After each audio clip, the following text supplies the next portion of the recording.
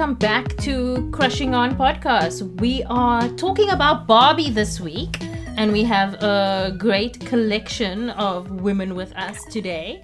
I'm going to introduce you one by one and then just say hi, or whatever you want to say. But Ayesha, welcome back to the podcast. Hi, Barbie. Hi, Barbie. Somebody was going to say. And welcome back, Gabi. Gabi, your name rhymes with Barbie. Oh, don't. Childhood of people calling me Barbie. I just realized that. So, welcome yes. back, Gabi. And welcome back, Khensani. Hi, Barbie. So, it's great having you girls here, women here this week. Special mention, Gabi wrote the wonderful review of Barbie for Channel 24, and Khensani is our lovely Swan Lake Barbie cosplayer. So, just special mention.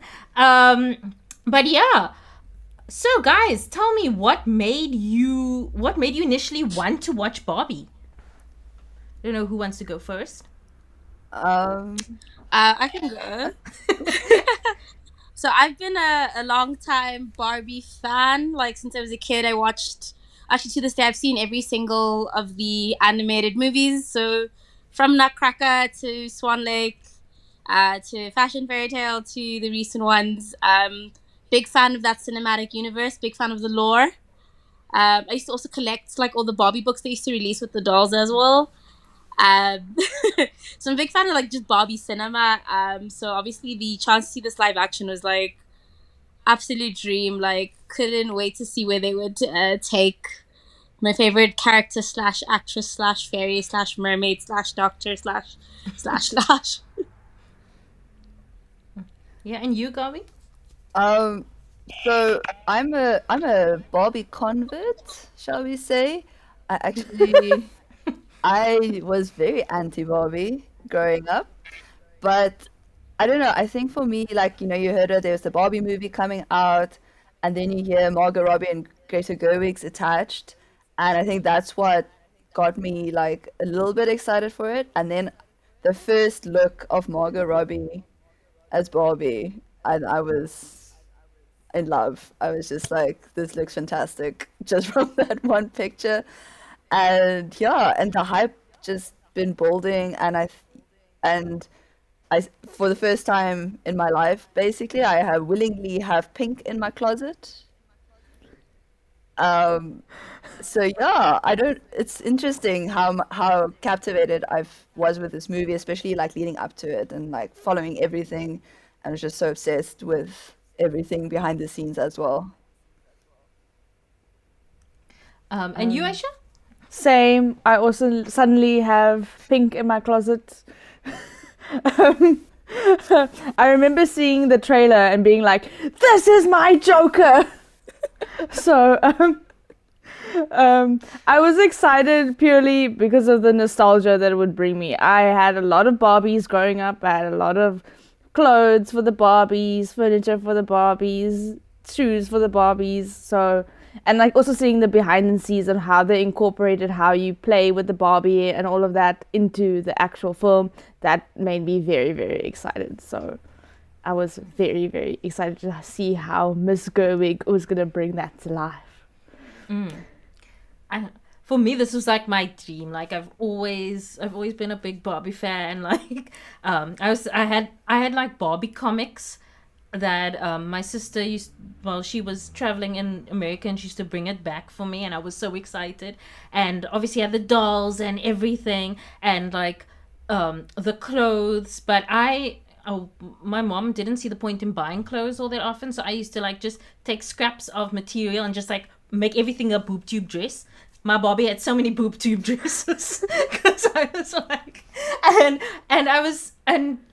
been following the news of this film for like a while, since Diablo Cody was attached to it, and it was announced they were going to make it, and I've been waiting, and just everything has just been leading up to this moment. So I think 90% of my opposite to you guys.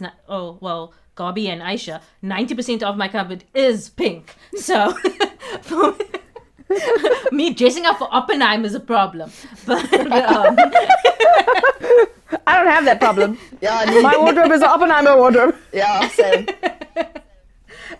So yeah, I'm a diehard fan. I was so excited for this. So I wanted to ask you guys, like, I think okay, we covered this already about like what the history of your connection to Barbie is. So going into this, knowing what your history is and what you initially felt, what did you think about the film? I think let's go in the same direction we were going before and start with you, Khensani. And just like when you stepped out of the cinema, what were your thoughts? I thought it was really a fun movie. So like I'm gonna also preface this by saying that like I never really care about a movie being like good or deep or meaningful. I care about having fun. If I'm gonna go to the cinema, like I wanna laugh. I wanna go for what is it? I think it was a Martin Scorsese said the Avengers movies are like roller coasters. Like that's what I want out of a movie experience. And I think Barbie really delivered on that, which I'm really glad with, because I was very worried that it was either going to be trying too hard to be some edgy, like subversive, subverting your expectations take on this. And it's like, no, it needs to be campy, it needs to be girly. And I was very happy with that on most fronts. I did find a lot of the feminism, quote unquote, like a little tiring, but it's also like, yeah, it's gonna be in the Barbie movie, and that's okay. I think the amount of message and meaning they had was fair enough. There was always going to be a bit of that. I think I'm happy. I'm personally happy they didn't attempt to go all that much deeper than that, or have some, the next second sex or something. Like, I think it's okay to have a silly girly movie with a few interesting points, even if some of them are a bit corny or a bit try hard. I think the most important thing was that it was fun. The music was great. I also felt like it was a Ken movie more than anything, which I'm not too mad at, but that was a very interesting way to take it, and I did enjoy that. And you, Gabi? For me, I was just very surprised about the craftsmanship. It was from a filmmaking perspective, it's just beautiful. It is one of the most stunning films seen in a while.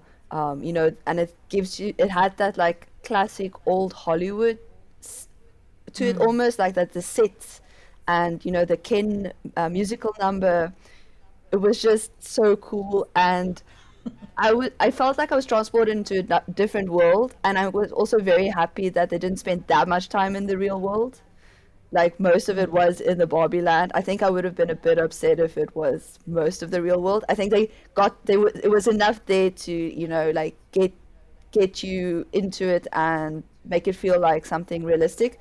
But for me, I love the messages. I think it was so powerful, and it just kind of said a lot of things that have been difficult to articulate, especially in terms of, feminism and the whole girl boss mentality. I think it tackled that quite hectically. But I also feel like this movie was made for millennial women.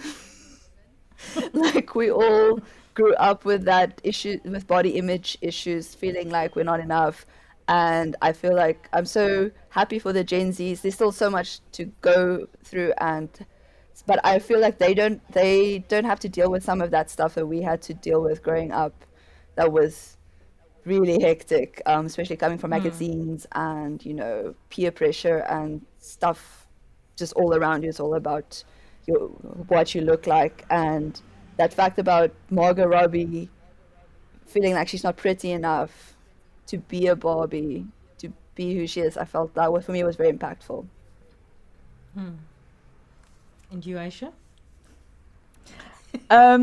Visually and production-wise, I thought it was stunning. It was really beautiful, really amazing. I think they did that really well. I could see the research, and I could see that the team that made this, they had fun making this stuff. Like, I could see that. Like, in terms of like the actual movie, I didn't enjoy the themes that they were trying to pull off. It was giving 2014 Tumblr feminism, and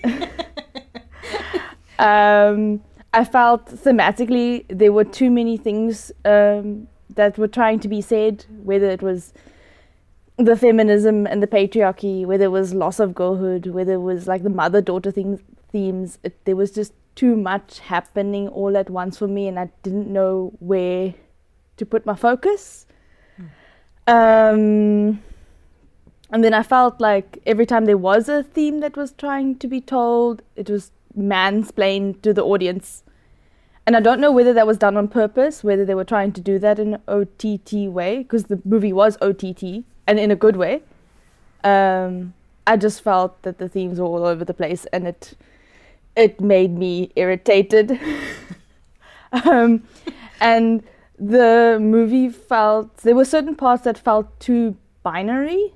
Like, why in the end did the Kens have to have nothing and the Barbies get to have everything? If we were talking about feminism, I don't know.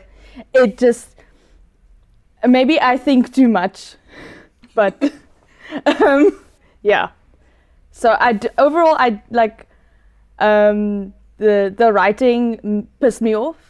But the production and the fun of it was still a joy to watch, and I still laughed and I still had a good time watching it. But yeah, the writing irritated the living daylights out of me. Okay, I love a little difference of opinion. Unfortunately, I'm not going to join your train. But when I came out, I was like, I'm so happy. This is all I needed in this world. I'm exactly the audience for this shit. You don't need to do much to please me. But yeah, I came out there. I didn't know how to feel, because I felt very emotional watching it, and I didn't expect that, because I expected to go in and laugh. I'd seen the clips online. As much as I tried not to watch it, I'd seen the trailers, and I was like, I'm gonna laugh. I'm gonna have a good time. This is gonna be fun and silly. I didn't expect to feel so sad. And when I came out, I was a little bit like, I'm not comfortable with these feelings, because this is not what I expected to feel. But I mean, the more time went on, and the more I thought about it again and again and again, the more I really started to like the film and sort of like what it's saying. No, but I mean, there's some, okay, we will talk about this more, but I mean, there's some things in where I do agree with you, Ayesha. I do think that there was a lot going on sometimes, and a lot of things weren't easily explained. But yeah. So, even you, Ayesha, was there a scene or a moment in the film that resonated with you and was like, this is something I'm going to take away from this experience? So, Khensani, you want to go first? I do think about that scene when the Kens initially take over, and the Barbies are kind of brainwashed, and they're busy trying to like, oh my god, girl, what's happened to you? And I think it was the doctor or physicist Barbie, and she was like, it's so nice to not have to think for a second. It's I'm really enjoying this, actually. It's a spa day for my brain. Yeah, and I was like, that's actually really real. Sometimes it's so annoying to like be a full person all the time. Like, I would love to switch off my brain. I thought that was very nice. I wish they did maybe speak a bit more about that. Like, what, that kind of also was like, oh, there is something a bit dark to this Barbie land. Like, why are these girls so stressed out? I really like that a lot, because yeah, sometimes you really do just want to switch off. I think it's like, you don't want to be a physicist all the time or a Nobel Prize winner all the time. Also, another thing I really connected with was when America Ferrera's daughter was calling Barbie a fascist. And Barbie's crying like, I don't even control the railways. And I was like, I just feel like that's exactly how, like, even I'm sure I can probably catch myself sounding sometimes when I'm criticizing something, like, you're calling a doll a fascist, like. I really like that. I was like, that was just a moment for me to be like, oh, is this play about me? Like, yeah. And you, Gabi? There's so many moments, it's hard to pick one. Because I've seen it twice, and when you were talking about, being emotional, I got really emotional the second time. I think the first time there was just so much. And then the second time I got to like focus a lot more on those aspects. And I think it's like the scene where she says, can we do spoilers? Sorry. Oh, okay. Spoilers. Okay. Where she says is, you know, she accepts a life with death at the end. And I think Margot delivered it so beautifully. You know, it's like this look, it's not just like happy, it's like mixing happy and sad. And I think that was for me such a powerful moment. And then I think with Ken, where where he says doesn't feel good, does it, when he's like taking over and stuff. And again, Ryan Gosling just acting nailed that delivery so perfectly. I don't, it's, you can see the hurt. It's not just funny. I think that's what I liked about Barbie. There's so many funny parts. Like this, I think it was the Ken fight scene, the big fight scene. I think I laughed the entire time. Both times. I could not stop laughing. But there was these moments where, you know, these actors like insane talent just like shine through with their delivery. And you, Aisha? You know the scene where she's sitting on the bench and she's trying to tune into her player's memory. I really like that. Maybe because I played with my Barbie so hard. I felt that, and I think I resonate in all the messages that were trying to be told. I resonated more with her becoming a human, or trying to become a human, or tapping into her feelings. I thought that was one of the stronger things that were trying to be said. And then also where the line, humans are not forever, our ideas are. Because the idea of Barbie is great, and the things that they try to say with Barbie is great. And yeah, like that. You're on I was mute. just thinking now as you were talking. I was just like, the line where they were like, with the lady who created Barbie, Ruth Handler, whatever, when she comes out in Barbie Land, and they're like, yeah, her ghost keeps her office on the whatever floor, and I was like, what? And they said it so casually. It was so funny. For me, you know, as you were talking, and I was like, I wrote these questions, but I couldn't think of what my answer would be. But I think for me, what resonated the most was Gloria, the America Ferrera character, like going back and playing with her toys. Like for me, that's literally how I do things. If I'm completely stressed, I need to do something childlike. I need to play The Sims. I need to I don't know, color in or do something that's going to remind me of a sort of, like, I suppose, a time when you felt safe or you felt less lonely or something like that. And for her, you know, the playing with the dolls with her daughter is that time. And yeah, I just, that, like, you never see that shit. You never see people like actually doing these kind of like somewhat shameful, somewhat embarrassing things that we do, and making it sort of like okay, but like harmless. I don't mean like problematic, embarrassing things. But yeah, so I think for me, that was like what resonated with me. So, you know, on that point, like, there's been a lot of talk online about America Ferrera's monologue. You know, you get like half of the people that are like, I already know where Aisha's gonna go with this, but half of the people were like, oh my word, it changed my life. There's no going back from this. And other people are like, it's the worst thing I've ever heard. So, I mean, I just want to say, like, when I watched it, the entire cinema, because I went to the girls only screening, so the entire cinema was silent. And I was like, this is weird. Like just they were all listening, and they were like laughing and making a noise for every little thing. So I thought that was interesting. But what was your perception, or how did you feel about the monologue? Khensani, you go.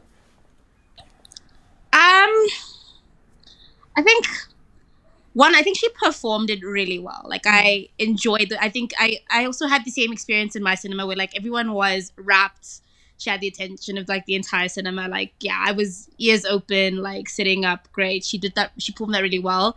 I just feel like, but I guess it also depends where you're coming from. But like, I think maybe when you're terminally online, it feels very okay. Yeah, we've heard this one before. I think there's a million Tumblr posts we could all reference that have the same vibe, talking about the many difficult contradictions that you as a woman have to embody, which is cool. That's fine. But I think also for a lot of people that is revolutionary, and I'm not going to fault them for that. I think some people are never in the kind of spaces where they get to interact with that kind of information a lot, and I think it's very nice that you got to see it in a Barbie movie, and then it's shortly followed by a scene where they make fun of the Godfather and stuff. So like, that's good for me. And I think if that's like someone's first approach to that sort of concept, like I think it's pretty harmless in that sense. But yeah, I won't lie, me and my friends all did kind of roll our eyes a little bit at that. But she did it really well, though. I will give her that. Yeah, I completely agree with you in terms of, we think that, oh, this is like very typical feminism 101 stuff. But I think sometimes people forget there's a lot of people who aren't exposed to this, who, especially younger, like young girls, maybe some kids, and who knows, America always sounds like a wasteland in terms of that kind of thing. And if you're not chronically online, then you don't deal with this stuff as much. And so I think in that regard, that's who Gerwig was writing for, who she was aiming it at. She wanted to kind of give a chance to people who aren't exposed to it to, grapple with it. And yeah, and I don't mind it. I don't hate it. I think for me, the most powerful section in that monologue is at the end where she says to Barbie is like, you're just and if all of this is upsetting a doll who's only representing a woman, I think that for me was like the line. It's like even just the representation of women has like wrapped up in all these issues. We can't escape it in a way, even in a toy. Ayesha, you ready? Yes, I am. No, I agree with you guys that this was written for an audience that aren't exposed to chronically online opinions. But as a chronically online person, it pissed me the fuck off. Sorry.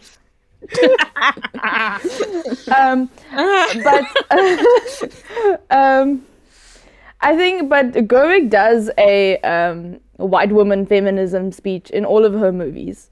So when I heard it start, I just switched off. I was just like, I don't feel like listening to this right now. Because it just feels like it caters to a specific idea of what feminism is and what a woman is and what it should be. And I don't identify with it at all. So that's why it irritates me. But like you guys said, there are people who aren't exposed to these ideas at all. And it's very important that people do hear it in some way or form. So, yeah. Still irritated me though. It's exciting that it's in probably the biggest movie of the year. I mean, we can't say that yet, but I mean, it probably will be. But I mean, that all these people are going out and they're seeing this, which I think is quite empowering. Like, even if the speech itself is not it, I think that, the message will come across in some way. Like, I'm not gonna lie to you, I can't remember most of it, but like the parts that did hit me, and I think that I think that maybe that's why they made it so with different sections, so that there's something for everybody, and there's I don't know. Another like complaint that I saw quite a bit online was that people were complaining about the fact that Barbie was not accessible for children. I think it's PG-13, so children couldn't go watch that. So what is your thoughts on that? Do you think that they should have allowed children to watch it? Do you think it's not a movie for children? Do you think that, I mean, I don't want to prompt any of you, but I mean, the film made like lots and lots of money without the need of children. So maybe does it? Okay, I'm gonna leave this open. Does anyone want to comment about this? You don't all have to. I will. Fuck them kids. So I personally think that kids can watch it. That's maybe my controversial opinion. I, except for like the random like motherfucker, that was brilliant. I feel as a 10-year-old even, I think can go watch it. There's not sexually explicit stuff, which is for me the biggest thing with the age restriction. If there's not sexually explicit stuff, go They're not for very it. violent. Yeah, like exactly. Like there's no blood. It's like I think for like on the tier of where if a movie is too hectic for a kid, language is like really low on the level because half the time they don't even get that. And I feel I would have loved it as a 10-year-old, even though I was very anti Barbie and very anti Pink and not really in that thing. I would have loved seeing that film as a 10-year-old. I think there's so many things that you might not grasp initially, but it will open some doors for you. And I think mothers sitting with their girls watching it, I think would also help with maybe some conversations that you're struggling to have with them about, life. Like I think it's a good intro to feminism, an intro to understanding being a woman in this world. And yeah, I don't think it's not for kids. I think kids can watch it. Yeah. I also will say I think it's I think there's also been a huge lack of preteen teen media as well, which I think this movie kind of fits into. And I think it's really okay if a 10-year-old couldn't watch it, even though I agree with you, like they definitely could see that, like there's nothing that bad. But I think it is also nice to actually have a movie that it's like 13-year-olds, 14-year-olds, 15-year-olds. I don't think they get as much media as they used to. But yeah, again, nothing really violent or sexually explicit. And I think it's okay to sometimes have some movies for like people in puberty, adolescents, and adults. And also, there's so much Barbie movie media for kids. Like the entire thing is for children. I think they'll be fine without this one thing. Yeah, I know. Like I think the jokes that are like too advanced, they won't get anyway. So it's like when we watch movies now that we used to watch when we were kids, we were like, oh, did I watch that? Exactly. Also, like, people underestimate how cognitively able kids are. Like, yeah. a 12-year-old, an 11-year-old, they would totally understand everything that is going on in that movie. Like, and they'd enjoy it as well. They'd enjoy the songs. They'd enjoy the musical numbers. They'd enjoy visually what it is, because it's still a fun movie. So, I don't know. So, what do you guys have any last minute Barbie thoughts? So things that made you laugh, things that we haven't covered yet in the podcast that you want to talk about or discuss, because we can free talk. You can talk. We can talk amongst each other now. So, can I float a random idea? Yeah. Or I thought this is where they were going with the movie. Towards the end, they've just sort of taken down the Mojo Dojo Casa house. The Barbies have reinstated the Constitution, right? And then Ken is like having a meltdown. And then they've kind of been speaking about death quite a bit at this point. And I really thought everyone was going to kill themselves. And I kind of wish someone killed himself. It just seemed like either Ken should have killed himself when he was about to like jump off, I think would have been really interesting. Or Barbie, like as you said earlier, like her talking about like I can accept a life with death. Like, yeah, why not die? I thought that's Why not die? I was disappointed with the lack of death in the movie. Yeah, but I agree with you. Yeah. like no, Dad, no, you're so serious, because they were talking about death the whole time. Why didn't somebody kindle themselves? Like, yeah, come on. That seemed like that would have been a really powerful message. Like, here's an idea. We talk about ideas being forever. Bobby's like, I don't want to just be an idea. So like, let's die. Let's just die. let's just die. But I think we can all agree we want that hoodie that Ken had at the end. Yeah, I'm Need Ken. it. Like when I saw it, I was instantly I need this hoodie. I've made it. His whole wardrobe, actually. I made a T-shirt with it for someone. So. Enough. Oh wow. Nice. I love how you didn't enjoy the movie, but you made that merch. I did. I really did make the merch. It's on my Twitter. You guys can go look. But I think for me also what this movie highlighted is I think for a long time, and like I love Marvel, I will die on the Marvel hill, but I feel like female audiences have been ignored for quite a long time in terms of, you know, it's like the prestige films, the big blockbuster, like women wise, it's been not that women audience, a feminine audience hasn't been the market for a very long time, and I feel like Barbie hopefully might shift that a bit. You know, I'm not just like calling it rom-coms. I'm just thinking, you know, like the idea of a blockbuster geared towards feminine audience. It was and like it was such a fun experience. I also think, like, you know, seeing everybody dressed in pink, like, you know, just I've never seen that happen before. That was so cool. Yeah. I think the last time for me was Harry Potter, when the Harry Potter movies. Your people would like come with their robes and their like everything. I feel like that's the last time I've seen such like a dress up situation for movies. Or maybe like Black Panther. Yes. Yeah, Black Panther Yes. also had. Yeah. But yeah, that was very cool. I liked that.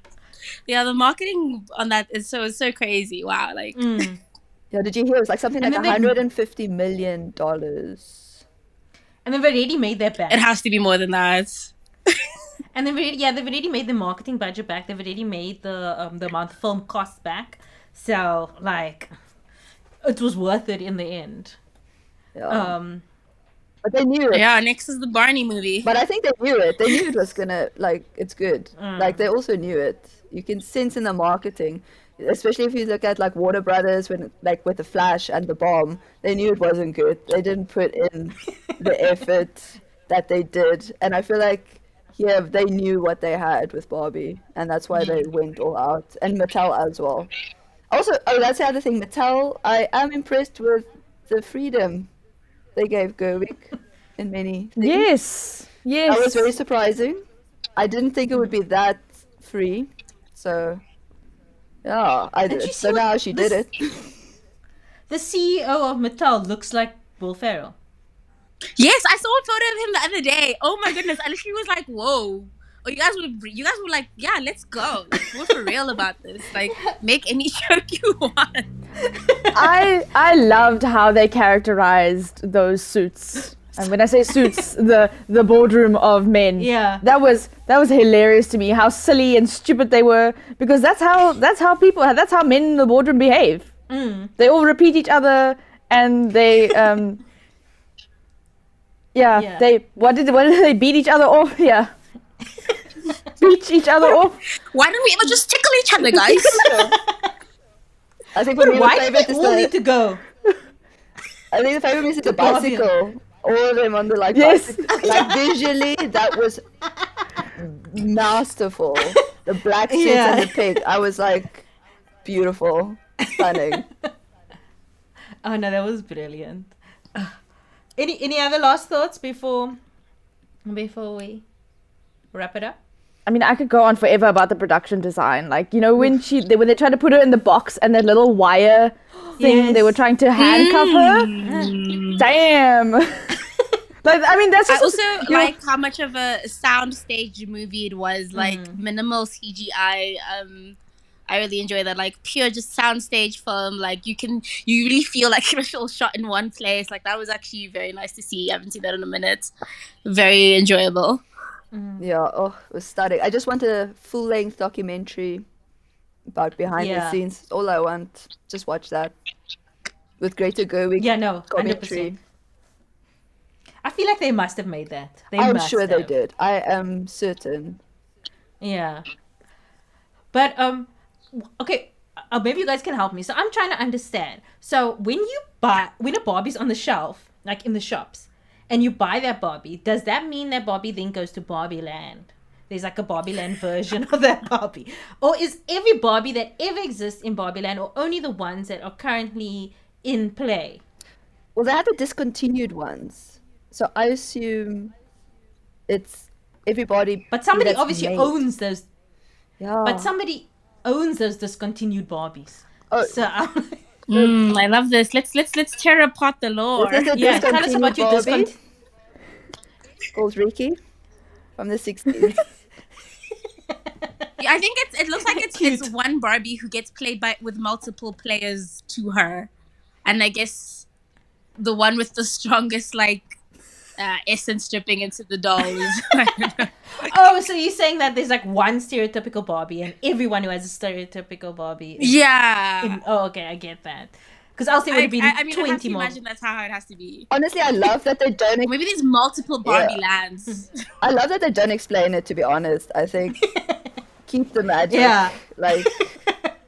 I broke my brain trying to figure out the world building, and then because I was doing it in the cinema, and I'm like, this doesn't make sense, and then I just stopped because I was like, I'm gonna wreck my brain because I was like, there's billions of people in the world with a Barbie, and there's only one president Barbie. No.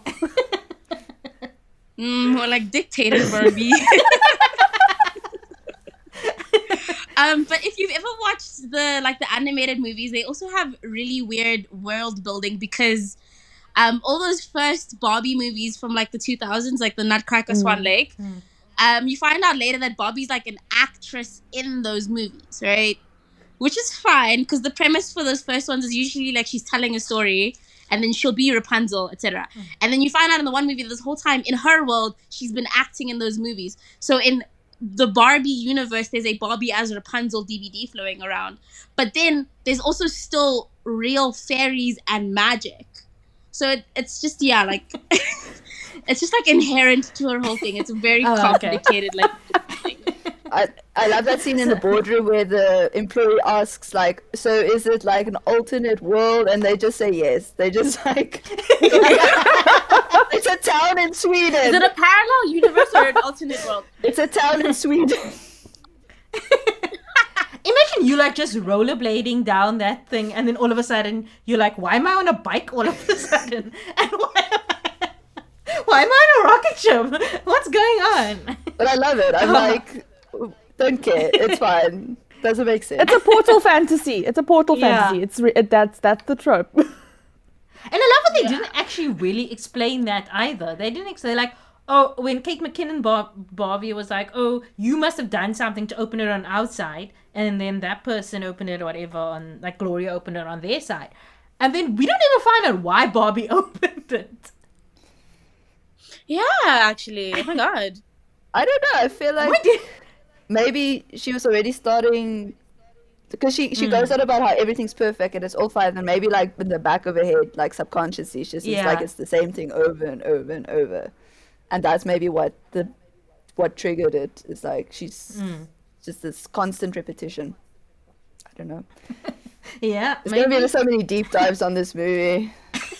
Yeah. So guys, which Barbie are you? Which one of them are you? Oof. I took a quiz and then it gave me President Barbie and then it also gave me Writer Barbie on another quiz. I see President Barbie for you. Yeah. At work I'm definitely Dictator Barbie, yeah. Yeah. Well, I think I want to be Mermaid Barbie. I want to be Dua Lipa. Oh, Dua Lipa. Yes, I want the colourful hair and live in the sea. I honestly feel like a Ken, to be honest. Like, yeah. Especially Ken's friend, like the little silly one who's just like following him around all the time. Like, I really connected with him. Like, I just got something about him. Like, especially when he gets to get the little fur coat at the end. I'm like, that's what I wanted to. I liked him. He was so cute. Yeah, he's adorable. But I love how Michael said. I was just about to say that too. I love how they say that he was Ken's buddy, whatever, but we never see him and Ken interacting. He just wears all the same clothes. But he was an absolute surprise for me. I didn't think he was gonna be so funny. Like, I just thought he would be like a cameo type thing. Yeah, I didn't know he'd have such a big presence, but yeah. The real heart of the film. They're like, Alan likes to whatever rub the feet with him, and he's like, I don't. I don't feel. I think for me it's when he said, I can't sit on one more leather couch. Because I have a leather couch at home, which I hate. I felt so seen. I was like, I hate leather couches. It's so uncomfortable. It's like cold in the winter and like you stick to it in the summer. The brilliant It thing also reminds me of Ken crying about the mini fridge and like that the icebox is like the freezer's suggestion. Like, and I'm like, that's so real. Like I've always thought this. Thank you. Like, it's so small. I loved all the little things that they used to like distract the men with. Yes. Like when like obviously like the Godfather stuff, but the Zack Snyder whatever. I broke when I heard it. I was crying. Every film, because I'm doing my master's in film, and like I'm telling you, every film student will die at that line. It's so funny. So funny. And it's so true. So you're like, yeah, I'm tired of hearing about Zack Snyder's whatever. Oh gosh, but no, it was a lot of fun. So guys, so if you know, I'm gonna ask a question to Khensani and Gabi separately to Ayesha. So Khensani and Gabi, if somebody enjoyed Barbie like you did, what would you suggest they watch next? And then Ayesha, to you I ask, you know, if you, what would you suggest somebody watch instead of Barbie that has maybe the right essence? So. oh, that's a tough one. I think just because it's funny, they should definitely watch the Bratz movie. Just for the absolute like contrast and like the amount of care and thought that went into that doll movie. But actually, I would suggest watching. I don't know if anyone will remember this, but the My Scene movies. Oh no.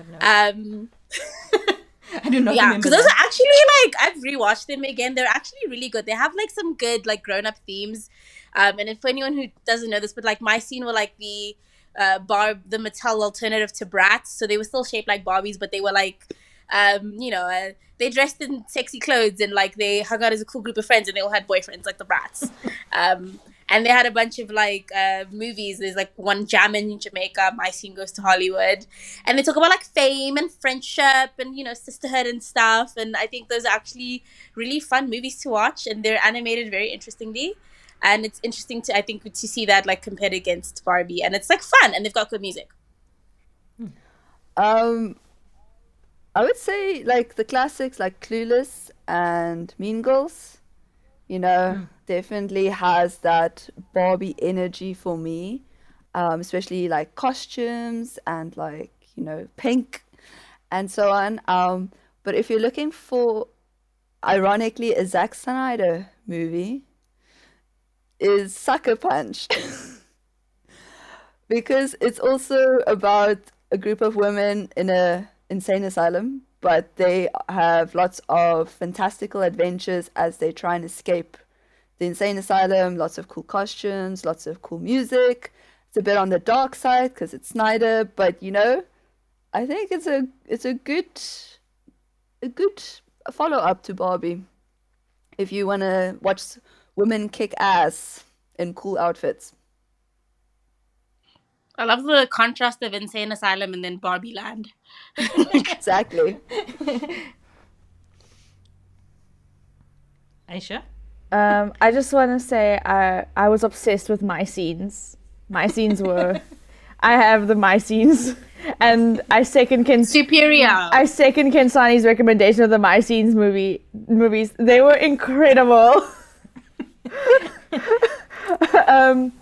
But if Barbie is not to your taste and you feel like you won't enjoy Barbie, then go watch Spider-Man Across the Spider-Verse, and then go watch the first one. It has incredible themes about friendship and family and finding yourself, and also the animation is just incredible, and also it's like packed with memes. It's so funny and it's so enjoyable, and I really enjoyed that. So I still haven't seen that, to be honest. Oh, It's cool. And I've seen the first one 1,000,000 times. And like the soundtrack is amazing. The second one is amazing. Also, what's interesting for me, the second one is, when's the last time you watched a film with a cliffhanger? Oh, Yo! there's a Like, we cliffhanger. haven't had a cliffhanger like that in ages. That's a really good point. I was watching it, and then afterwards I was like, I can't remember the last time I was so excited to watch the next one because of that, you know? And then I think, actually, like, I feel like almost Infinity War was maybe the last big cliffhanger. Like, the cinema screamed. I went on opening night. The cinema, like, literally stood up and screamed.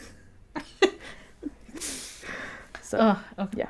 Yeah, no, I need to make a plan to watch that.